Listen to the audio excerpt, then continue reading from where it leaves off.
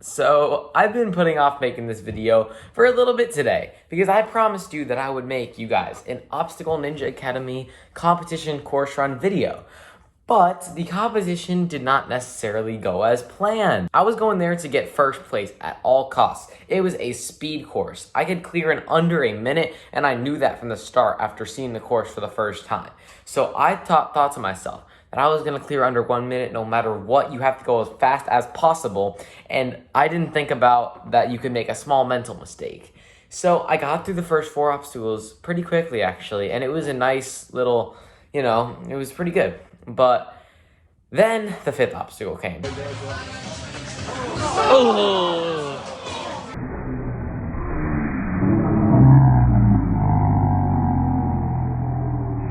So you might be wondering, Enzo, no, that's not a hard obstacle. How'd you fall on that?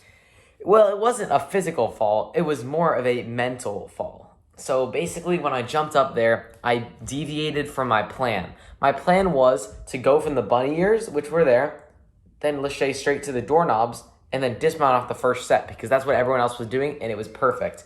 But when I got up there, I realized, you can dismount straight off the bunny ears. I can save a ton of time. But then, midair, I changed my plan again. I'm like, oh no, I need to do my old plan. So it was a big mess. It was a big jumble. Since it was a speed course, I think my mind kind of went to that speed aspect and thought, you have to go fast, fast, fast. Your mind has to go fast. Your body has to go fast. But my mind couldn't catch up with what my body was doing, and I slipped.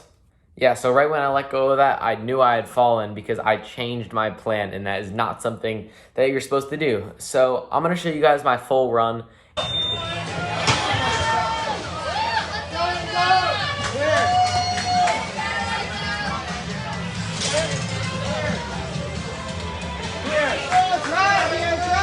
This kid is built for speed, man, I'm telling you.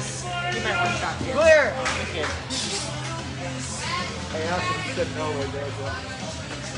Oh!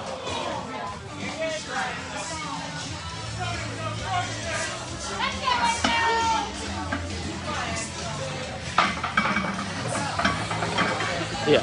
Small note, right here, the salmon ladder was an obstacle, but I decided to skip straight to the bungee to save a lot of time, and that definitely brought up my time.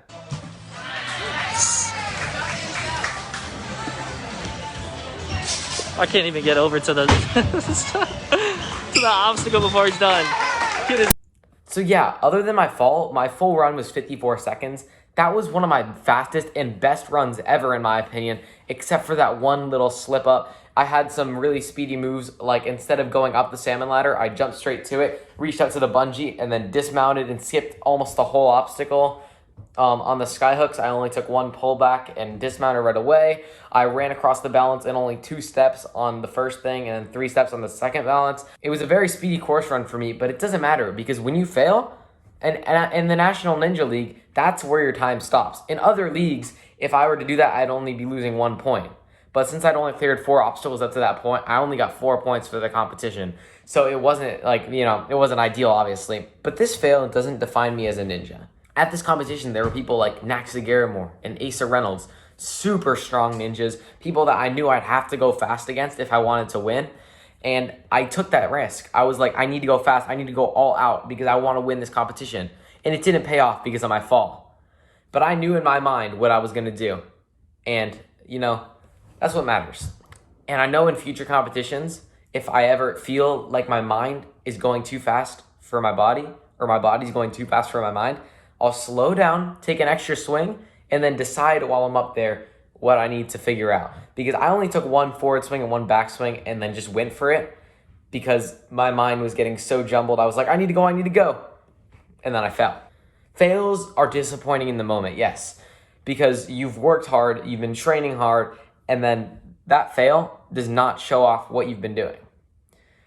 But fails are the stepping stones to success. Because once you fail once, you know not to make that mistake again in a future competition. So if I ever have a similar course to that, I'll know what to do. I'll know to slow my mind down. I'll know to go over my plan more. I'll know not to deviate from that plan. And let's say I'm sure one of the viewers has just had a competition, whether it went good or bad. Hopefully it went good, but let's say it went bad. Was it a mental mistake or was it a physical mistake? You have to ask yourself that. If it was a physical mistake, then you need to work on those kind of obstacles. If it was something that you knew you couldn't do, then you need to work on those kind of obstacles. But if it was something you knew you can do, maybe work on your mental game. Because if it's something you know you can do, you probably had a mental mistake on that obstacle. So you know what to work on once you fall in a competition. I have a competition coming up this weekend in Tennessee, and it's going to be, I think, a 2-stage competition. So the first stage is probably going to be similar to the course I ran at ONA, which was a speed course. But the second stage is going to be more of an endurance course. So I know on that speed course, I know I need to slow down my mind because I just need to make it stage 2 because that's what matters. So yeah, I think the moral of this competition is to just make sure to complete courses. Don't go too fast for your mind. Your mind needs to be able to catch up with your body or you're just going to get jumbled and fall. And just remember, never let one fail define you. Because if you let one fail define you, the rest of your ninja career is just going to keep happening with fails, because you let that one fail define you.